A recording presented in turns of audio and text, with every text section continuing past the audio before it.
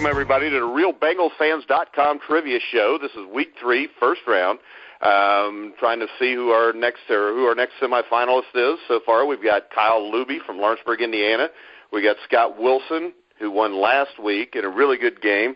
He's a teacher in Cleves, Ohio at Three Rivers Middle School. First off, though, I want to welcome in my co-host, Scott Meyer. How you doing, Scott? I've been better, Mike. Been better. It was a heck of a Saturday, that's for sure. But, hey, I think we kind of beat ourselves in that game, and unfortunately there was a lot up against us. But, hey, at least the Facebook group is zooming. We got over 1,000 new members to the group, and the Facebook page had 600 more likes in the past 6 days, so that's neat. Got a lot more articles out there from RealBengalsFans.com from Sammy, and going to have some more coming out here shortly. So trying to recover from Saturday, but doing all right as it is. All right. We want to welcome our guest on tonight. Our first one is Corvette Warren. Corvette, you want to tell us where you're from, a little bit about you? Oh, sure. Cincinnati, Ohio, born and raised. I'm a customer service representative. Love the job. Have a few kids. Love football. Bingo fan for life. Gay. All right. Well, the rest of you guys are in trouble because Corvette doesn't sound nervous at all. We've Nope. also got Larry Cantor. Larry, you want to tell us a little bit about yourself, where you're from? Yeah, absolutely. Middletown, Ohio. Been a fan my entire life. Remember watching the 82 and 88 Super Bowls. Working IT right now, but on the side I'm always looking at the Bengals stuff off and on the seasons. Yeah, and I'll tell you what, all these people to say that's the worst loss in Bengals history obviously weren't alive for Super Bowl 23 because that was by far the worst. Because that game still, to this day, irritates the hell out of me.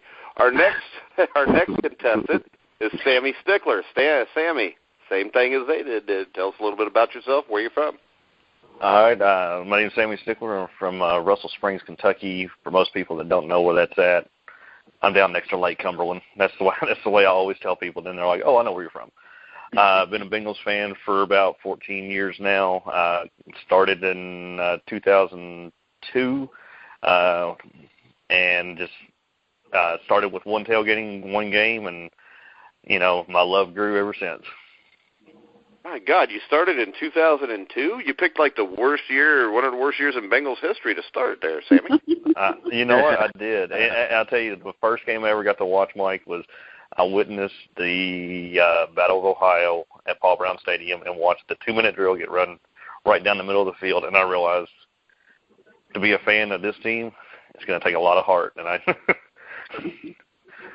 Absolutely. Yeah. Well, I saw a Facebook thing one time where it's saying, what kind of a husband your man makes by according to what team he cheers for, and actually the number one husband to marry was a Bengals fan because they'll always love you no matter what, and always think you're going to do the right thing, and even if you cheat on them, they'll still think next year you're going to be fine with them. So. Thanks, kind of Mike. the same thing. All right, the contest. Been there, done the that. contest is. The contest. This is how we do it. You will get a question. If you answer that question within 15 seconds, you will get 10 points.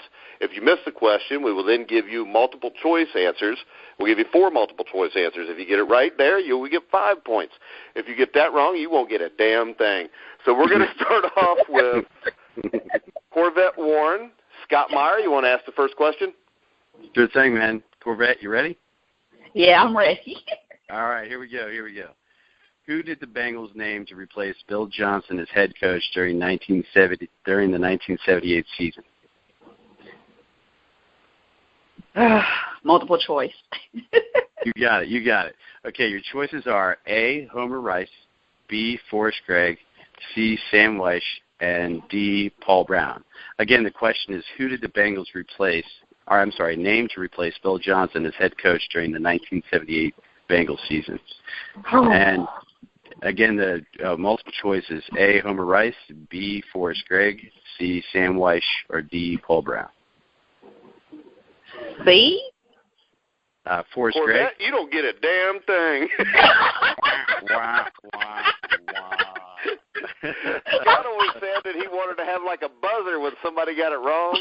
So from now on, if y'all get it wrong both times, I'm just going to say you don't win a damn thing. How about that, Scott? There you go. I love it, man. I love it. All right. Larry Cantor, your question is, who did the Bengals draft with their first pick in the 1979 draft? Multiple choice, please. A, Anthony Munoz, B, Joe Kelly, C, Jack Thompson, D, Chris Collinsworth. Oh, God. That's an easy one. Okay. Yeah, I'm going to have to say Munoz on that one. Munoz? Hey, Larry, you don't get a damn thing. I'm still going to make a buzzer sound, Mike. I can't help it. Yeah, I'm okay, here. You make the buzzer sound, and I'll just say you don't get a damn thing. All right, Sammy Stickler. Scott Meyer will ask you the question. All right, you ready, Sammy? All right, here we go. Who did the Bengals defeat to get the first win in franchise history in 1968? Oh, I saw it, but go ahead and give me multiple choice. You got it, man. Okay, the question again is, who did the Bengals defeat to get their first win in franchise history in 1968? Got the choices as A, the Chargers, B, the Steelers, C, the Jets, or D, the Broncos. I'm going to go A. Damn. And you know what? By going A, you don't get a damn thing, Sammy. Damn, that's what I thought it was going to be. Hey, it's an even kill. It's an even kill. All right, let's keep it going. All right. The tie game. You get the next question. Who scored the first touchdown in Bengals history? Oh, man. Multiple choice. A, Essex Johnson, B, Paul Robinson, C, John Stofa, D, Dewey Warren. D. D? Well, you didn't get a damn thing, but now I'm getting tired of saying it. Somebody else gets something right. I like the last name. Well, Dewey Warren sounds like somebody that ran for president, but yeah, you're right. All right, Scott, you got a question for Larry? I sure do. All right, you ready, Larry? Yes, sir. All right. So we got, the question is, who led the Bengals in tackles in 2005? Oh, God. Give me multiple choice. Okay. The question again is, who led the Bengals in tackles in 2005? And the multiple choice is A, Odell Thurman, B, David Pollock, C, Justin Smith, or D, Delta O'Neal. Oh, God. Ooh. What was B? B was David Pollock. The choices again are A, Odell Thurman, B, David Pollock, C, Justin Smith, and D, Delta O'Neal. Pollock. Well, ain't nobody won a damn thing yet. Sammy, you're up next. Hey, correct me if I'm wrong. That was Odell. Right. That was Odell, Sammy's right? Gonna get this. Sammy's got to get this because he's supposed to be the stat man after 2002. Correct, Sammy? Yeah. I'll try to be. Let's go for it, Mark. All right. What Cincinnati? This is easy now. You got to get this. What Cincinnati Bengals right tackle was selected to 4 Pro Bowls between the 1996 and 2007 seasons? Willie Anderson. You got it. Ding, ding, ding, ding. So Sammy got a damn thing.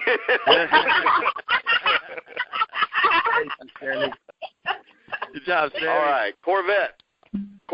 What Bengal had over 1,000 return yards during the 2005 season? 2005. Playing drums. Multiple choice. A, Chad Johnson, B, Leon Hall, C, Tab Perry, D, Chris Henry. They got to be Chad Johnson. You still don't have a damn thing. It was Tab Perry. Tab Perry had a huge kick return to beat Pittsburgh in Pittsburgh to help win us division that year, too. Wow. Larry, you're up with Scott. All right, Larry, you ready? Yeah. All right. Who did the Bengals beat to get the franchise first ever playoff win? Oh, God. Hold on. Is this a repeat question, Scott? No. No, that was the first win in Bengals franchise history. This is their first playoff win. I was thinking of a different show that this question came up. The first playoff win was in '82, I believe. 81 season.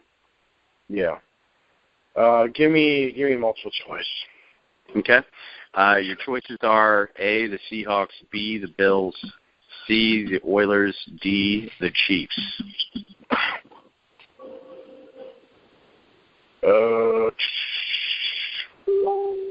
Buffalo. You got That it. is correct. Ding, ding, ding. That is 5 points for Larry. Wow. You got a damn thing. Yeah, everybody's got a damn thing now except for Corvette. She ain't got a damn thing. I'm about to get it. I'm about to get the next one. All right.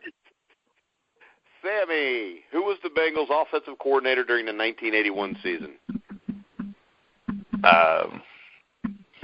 During 1981, that's probably before my time. I know it's not Bob Gronkowski or whatever his name was. That'll be my guess, but I know it's wrong. All right. Your options are A, Bruce Coslet, B, Sam Weish, C, Lundy Infante, D, Forrest Gregg. I'm going to take an old high school test examination and just go ahead and say C. Ding, ding, ding, You go to ding, college, ding, Sammy? ding. I do. Right. There you go. All right. So right now, after the first 3 rounds, we've got Sammy with 15, Larry with 5, and Corvette ain't got a damn thing. Corvette, you're up next. I'm about to get it right now. Got it. Is it your turn to ask a question or mine?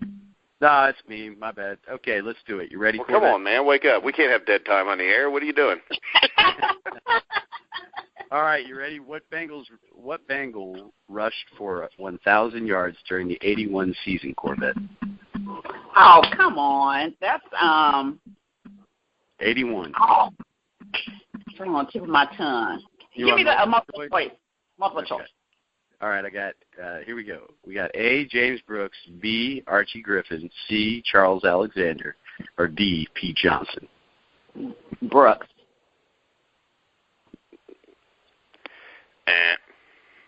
It ain't A. Who was Which one? it? James Brooks actually had a fumble in the 1981 AFC Championship game that really helped us win, though. The only thing was he was on the Chargers at the time, not the Bengals. Oh. The Bengals got him the Bengals acquired James Brooks in 1984 in a trade for Pete Johnson, actually. Oh, 84. Oh, man. That was tricky. Next question. That was Next tricky. question. I thought that was an easy one, actually, though, but that's all right. That's because you wrote the Larry. question. Yes, sir. I didn't even have to look any of the questions up. So, who was the Bengals kicker at the start of the 1980 season, Larry? This is my favorite because this is my favorite I know Bengal of all time. that. I want to say Jim Breach. No, multiple Yeah, choice. well, A, Jim Breach. B, Ian Sunter. C, Pat McAnally, or D, James Gallery. McAnally. No, it was B, Ian Sunter, who was actually kicked a game-winning field goal, or 2 game-winning field goals to beat the Pittsburgh Steelers. Got cut later in the season, and they signed Jim Breach during the 80 season because I believe his first game, or one of his first games, he kicked a game-winning field goal in overtime to beat the Chicago Bears in Chicago. Sammy, Scott, you got him. All right, let's go, Sammy. Who did the All right, Bengals? All right, who did the Bengals select with their first pick in the 2012 draft? 2012. That would have. I'm gonna say Andre Smith, but I don't think that's correct. All right, multiple choice. Here we go. You ready? I got Go ahead. A, Kirkpatrick, B, Dalton, C, Andre Smith, or D, Tyler Eifert. I say them again, and I'll rattle it off. What's that? Give me the multiple choice one more time. Okay, it's A, Kirkpatrick. Kirkpatrick. B, ding, ding, Yeah, ding. you got it. Correct. Correct, 5. All right, through 4 rounds, Sammy's got 20, Larry's got 5, and we all know what Corvette's got. All right, Corvette, you ready? I'm ready. Who led the Bengals in rushing yards in the 2012 season? I just want to say this right off the rip, moving forward. Just give me the multiple choices right off the bat. All right. A is Ben Jarvis, Green Ellis. B is Chris Perry. C, Rudy Johnson. Or D, the immortal Dan Herron? Rudy. It was Ben Jarvis, Green Ellis. Yep. Scott, you got Larry. All right, Larry. You ready? Yes, sir. All right. Who kicked the field goal to beat Pittsburgh and clinch a playoff berth in 2012? Oh shit, that was it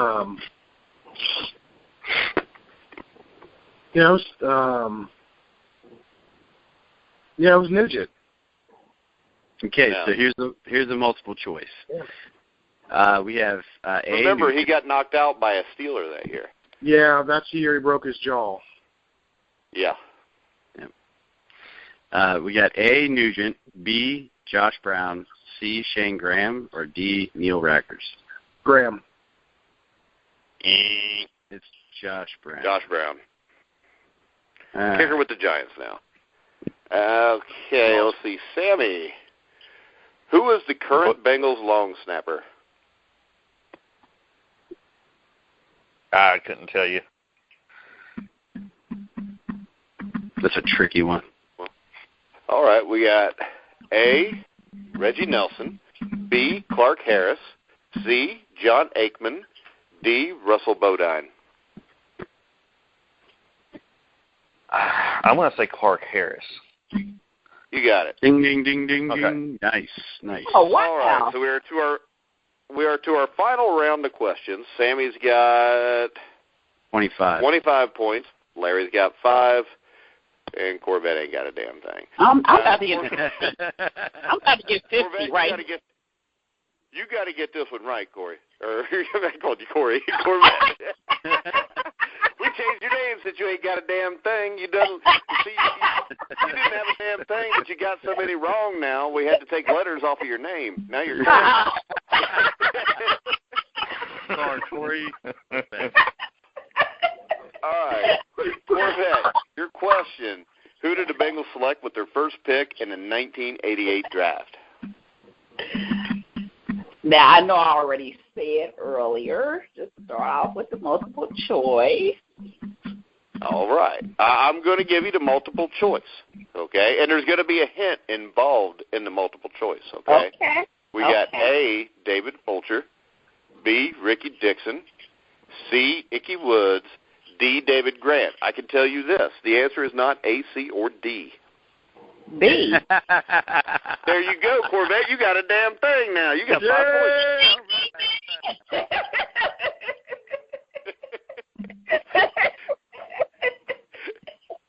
See, I was you got a damn thing. Nobody gets mad when you get help because you're too far back. You ain't got a damn thing, so you can't. I was listening, but I was listening. There you were listening. Actually, our first show 3 weeks ago, we had some contestants that may not have picked up on that. I'll listen to that, Mike. It was hilarious. Yeah. The funnier one was whenever Joe Kelly had the question about himself. Yeah, the guy apologized about it for not knowing it. That was good stuff. That's actually what I was hoping for by asking the question, too. Put the question down. Okay. Larry, right, your last question. All right. This is to get into double digits. Scott, you got him. Yep. What Bengals running back scored 2 touchdowns in their playoff win over the Seahawks? In 1988. Oh, God. Multiple choice, please. Absolutely. We have A, Brooks, B, Woods, C, Jennings, or D, Wilson. Woods. Stanley Wilson. Huh? Stanley Wilson. Woods. It's Stanley Wilson. All right, Sammy, your final. What was that? He got the W, right? Yeah, he got the W. So right. he gets a point then, right? Is that how that works? Oh, what the hell? We'll give him a point. That way he's not tied for last with Corvette because we all know she didn't answer a damn That Larry's got 6 now. Yeah. All right, so Stammy, you're going to win, but if you don't answer this last question right, you have to send me and Scott each $10. Are you ready? Let's go for it. I'll go out to Western Union as soon as I can. No, Sammy, I'm not helping you. It only cost you $10 to send us $10, but that's good. I know. Who intercepted but you better get it right then, because then that would be like $20 each. Right, Who intercepted a pass in the end zone to seal the 1988 AFC title game win for the Bengals over the Buffalo Bills? Come on, they show this all the time on the highlights. Multiple choice. A, Eric Thomas, who's been on our show. B, Ricky Dixon. C, David Fulcher. D, Kenny Riley. I'm going to go David Fulcher. Ding, You ding, got it ding, right, ding. Sammy. Correct, Sammy. Good job, man. That's 30 points. So our final point totals are in last place with 5 points, if she did get a damn thing, Corvette. Larry Cantor finished second.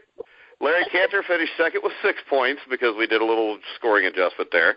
And our winner, who will advance to the semifinals, was Sammy Stickler. Congratulations, Sammy. This has to be probably one of the 3 greatest days of your life. I guarantee you Saturday wasn't one of them. Yeah. Well, we're not talking about Saturday now. Now you're a winner. Exactly. See? If you want to win, you just got to do stuff yourself and not depend on other people to make you happy. Just got to call the trivia. Spoken like a true wordsman there, Mike. Well, it's just spoken like somebody that's put up with this crap for close to 50 years, Sammy. Yes. I'll tell you what, I'm watching the game with my son, right? And Vontez Burfict intercepts the pass. We got so excited, I didn't even see him act like an asshole and run into the tunnel with everybody. And we're jumping around, he's slapping me 5, and he's yelling, we're going to win a playoff game. He's 15, so he's already been destroyed too since I made him a Bengals fan. Then all of a sudden, I look up, and on the TV screen, I see there's 3 timeouts left. I looked at him and said, just sit down. We still got time to blow this. And the next play, you get a fumble. It was horrifying. Yeah. Yeah, my wife's matter, 29. It could have been against anybody, and it would have been terrible. Like a drum roll. It was like a drum roll started right at that moment. Don't you feel like that? Didn't you feel like that in the stadium? Like a drum roll just immediately started after that fumble? It was that. Yeah, because everybody knows what's going to happen then.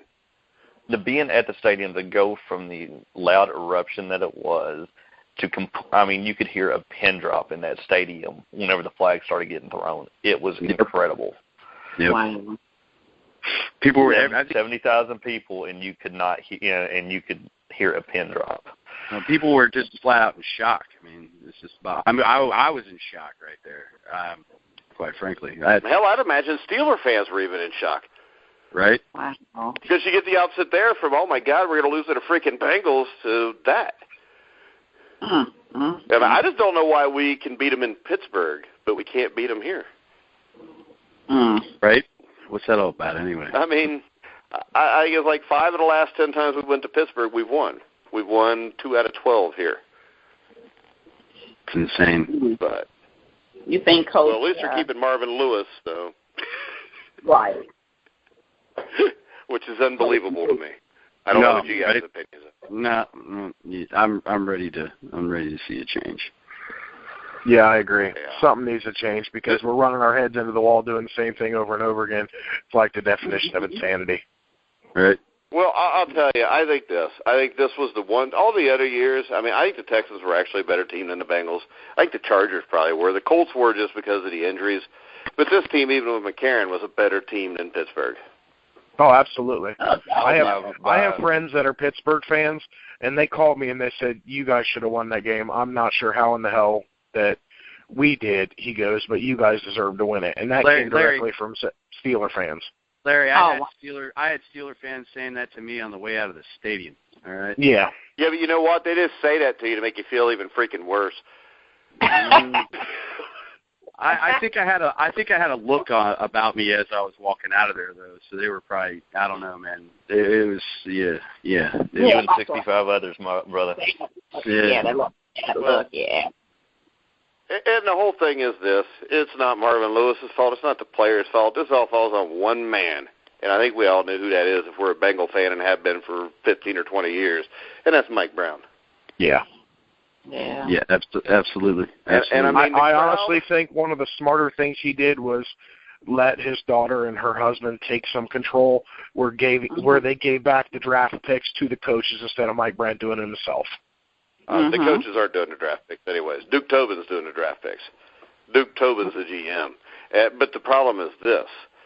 It's just like people say you got to control Pac-Man Jones and Vontaze Burfict.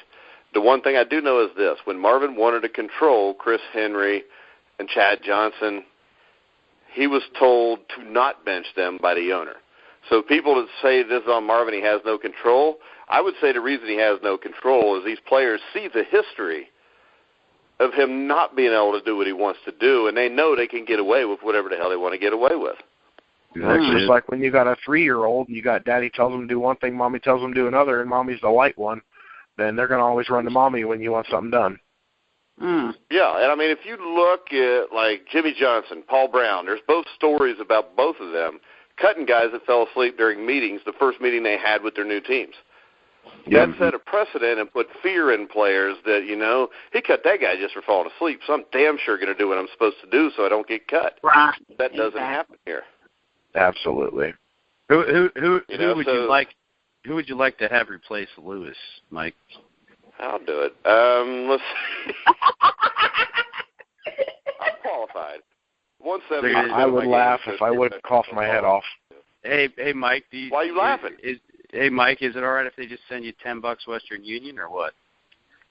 Yeah, he said it to me either way. I forgot about that. No, you answered your last question right, though. So. Yeah, I got it right now. Head coach-wise for the Bengals, I mean, the guy I wanted was Vance Joseph. I think he's already been named a defensive coordinator in Miami. I'm not sure about Gunther because the problem is this. With Gunther, those were his defensive players that do that. And no matter what you say, your players have got to know in the last 5 minutes you got to shut up. I mean, I tell my players, we had our first practice, professional indoor football team, we had our first practice Saturday. I tell all my defensive players, if you want to take a shot at somebody, as long as you're not hitting them in the head, I don't care. Just don't do it on 3rd or 4th down, and don't do it in the last 5 minutes of the game. Because you want violent, aggressive football players that play on edge. But you don't want those guys to do something that costs the team the game. And my point is this. If you've got a football player and he's on a team, I mean, right now you had Jeremy Hill, who had 10 minutes where all they did was flash to him when the game's not going on, whose ass was on the line there. And that wasn't important to the defensive players that did what they did. And I'm not talking about Burfict because I think it's real hard to pull up that quickly on that hit. But it probably should have been a penalty. You can't hit a guy in the head.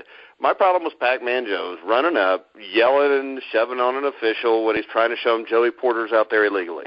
The problem is he is out there illegally. If you walk your ass away, you might have a chance to get a penalty on him, but either way, you won't get a penalty on yourself. And then they offset. Right. Yeah, and then he goes on a rant afterwards that he posts on Instagram or Twitter. He looks like an absolute moron. Vontaze Burfict won't answer a question, which made him look like a moron. But you know what? Jeremy Hill, who fumbled the ball and directly probably cost the team the game, actually went on and apologized to the fans and actually took an interview. Yeah, he threw some class down, definitely. Well, let me ask you this, so Mike, in your opinion what that tells on me real quick is this, though. They don't take responsibility for their own actions. Right. Let me ask you this real quick then, Mike. Do you think, Jeremy Hill was a big problem with that fumble, but there was a minute 36 left in the game when we got that ball back.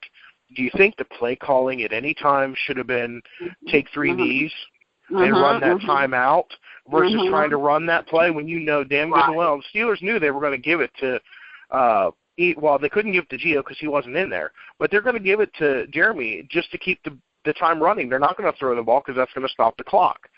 So do you think it was bad play calling that they should have just taken a knee 3 times and then punted the ball out further and given, Pittsburgh a hell of a lot less time to get where they needed to be.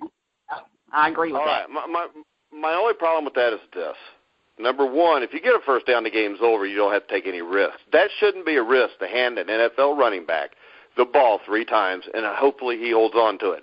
I mean, you put both hands on it. First time somebody gets near you, just drop to the ground. It's not that hard. But I'm sure that he probably wasn't told that either. But the other thing is this. It's a bad, rainy night. And let's face it, Mike Nugent has not been Mr. Consistency this year. Missed 6 or 7 kicks. He's not a bad kicker, but he's not a great one. But you've got to get a good snap in that rain.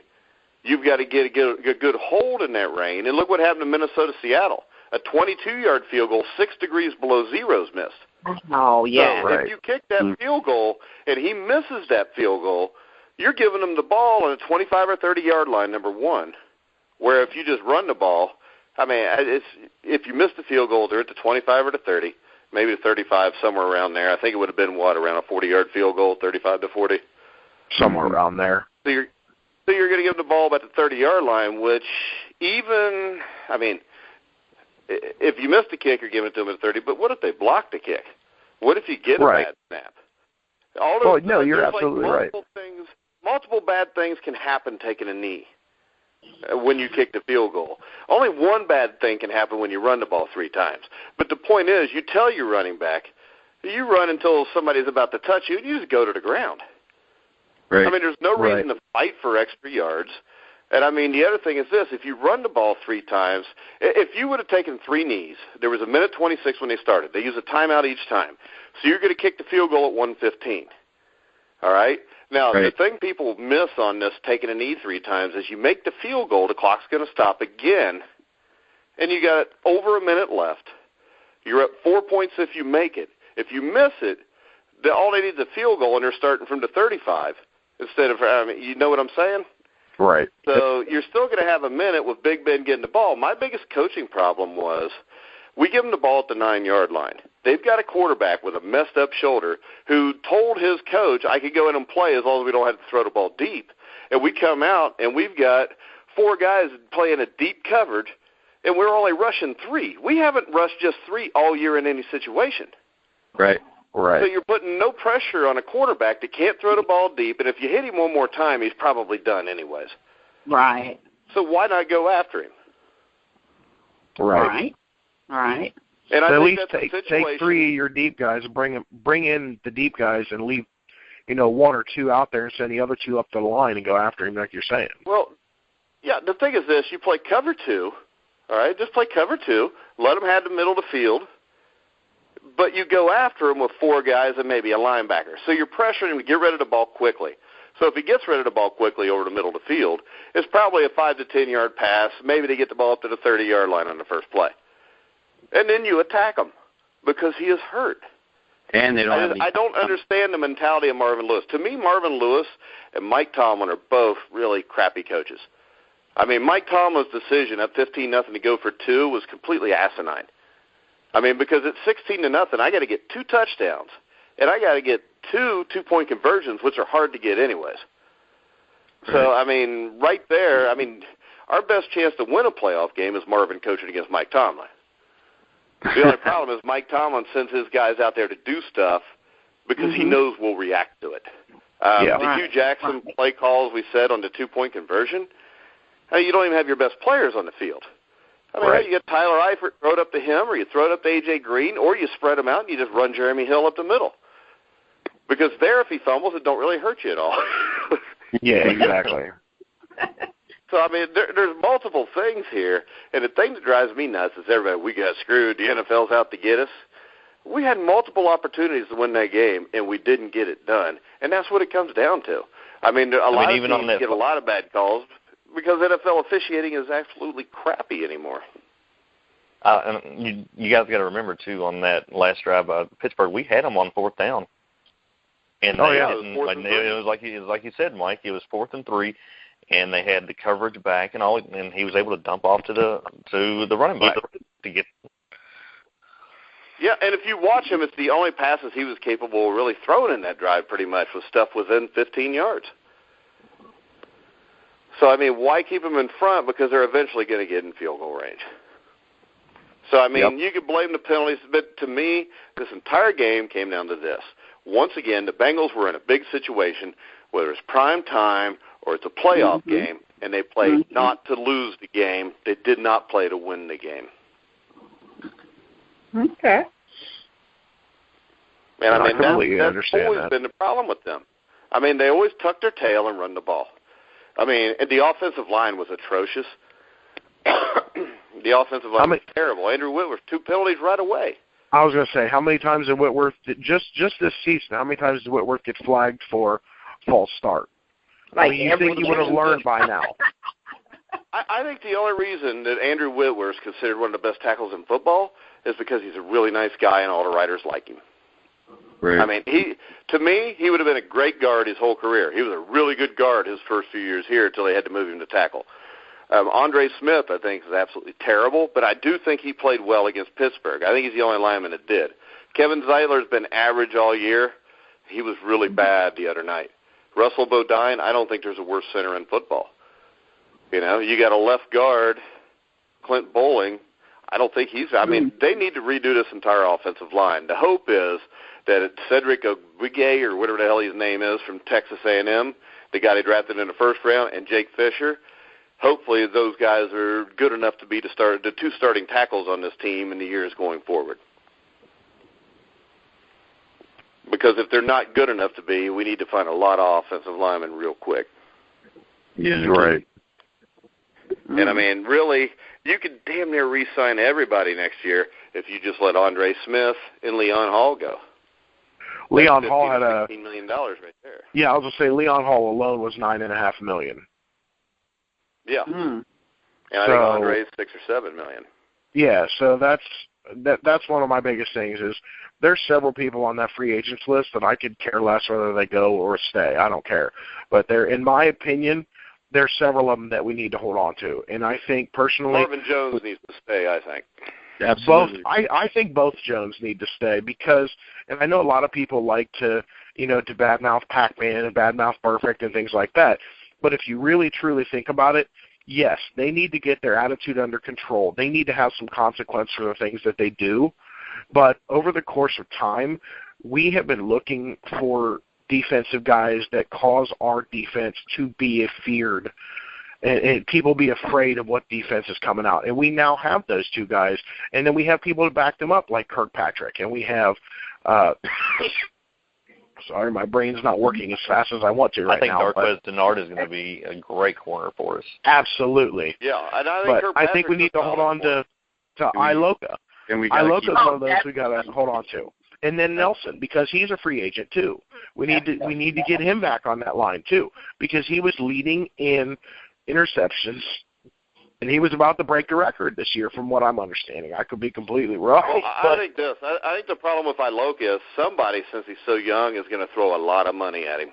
Oh, absolutely. And I looked at the status on his money.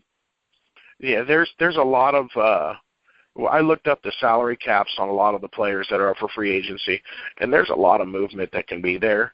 And some of the guys that we need to re-sign, I can almost promise you if another team comes along and throws a lot more money at them, they're going to be gone regardless. And that's usually what happens.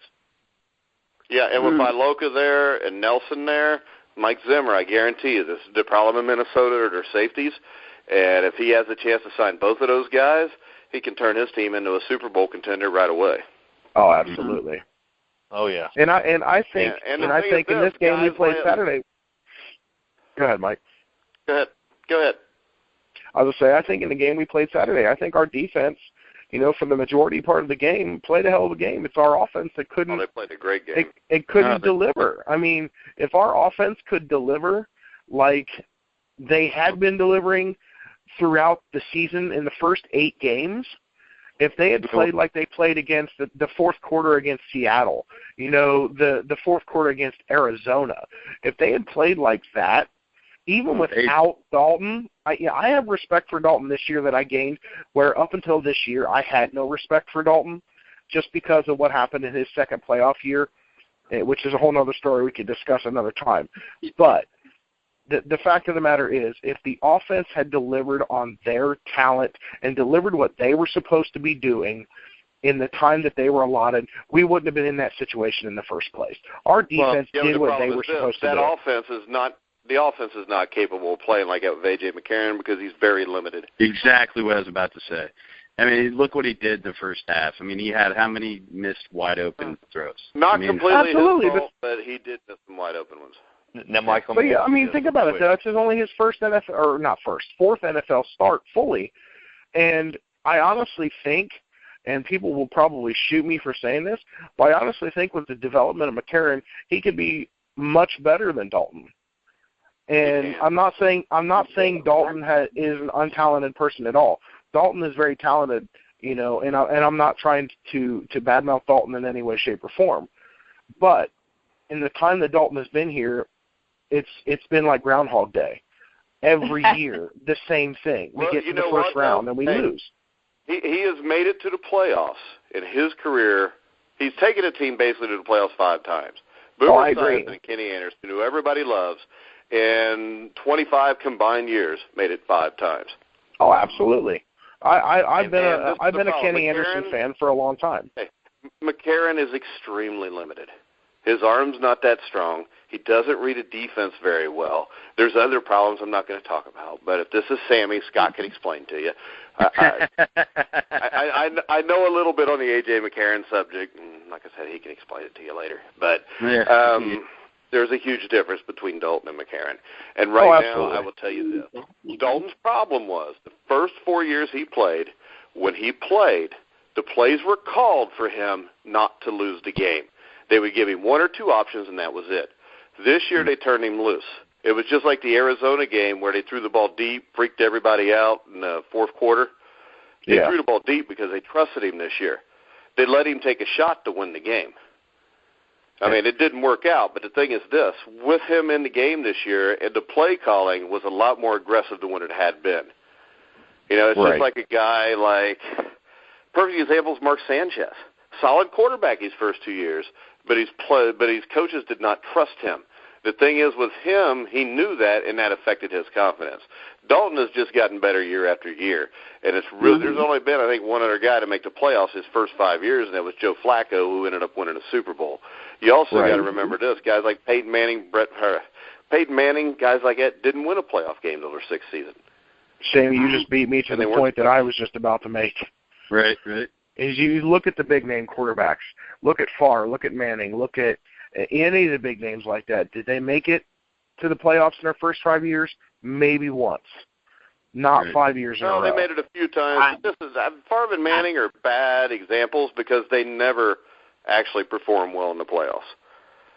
I mean, if you look at it, the thing about Brett Favre's 10 biggest moments. I remember seeing this video on YouTube, on ESPN. ESPN did Brett Favre's 10 greatest moments. One of them was during a playoff or a Super Bowl game. The other 9 were all regular season. They were all records or big games that he had. Same thing with Peyton Manning. So when the time gets to it this week, I mean, I think even without their main players, Peyton Manning might be able to keep Pittsburgh in the game. I mean, he's old, his arm's not great, and everybody freaks out about that last game he played. But that last game he played, he was 5 for 9. And the 5 passes he completed were inside of 20 yards. The 4 incompletions were when he tried to throw the ball deep. Yep. Yeah, but he's been Hey, I want to thank you guys all for coming on the show tonight. We had a good time again. And our next semifinal will be, or our next quarterfinal will be next Tuesday. So you guys will be getting a hold of it here in the next couple weeks. Sammy, you will be in the semifinals against whoever wins next week, while Kyle Luby from Lawrenceburg, Scott Wilson from Cleves, Ohio, will be in the other semifinal. But I want to thank Scott Meyer for sitting in with me for the show today. I want to thank Corvette Warren, even though she didn't win a damn thing. Larry Cantor. And, of course, our winner for tonight, Sammy Stickler. So make sure you check out All the Grueling Truth shows on Spreaker, Stitcher, soon to be iHeartRadio. Check us out on the Facebook page. Make sure you go like the RealBengalsFans.com or Real Bengals Fans Facebook page and check out their website, RealBengalFans.com. Check out the rest of the shows this week. We'll be doing the Pick'em Show, which should be out here on Wednesday with myself, former Pittsburgh Steeler Leon Searcy and former Denver Bronco guard Mark Cooper, played in Super Bowl 21, I believe, with him. I did an interview today with Jeff Kemp, that were former NFL quarterbacks for 11 years. It'll be out later in the week also. So for Sammy Stickler, Larry Cantor, Corvette Warren, and Scott Meyer, I'm Mike Goodpasser. You've been listening to The Grueling Truth, where the legends speak.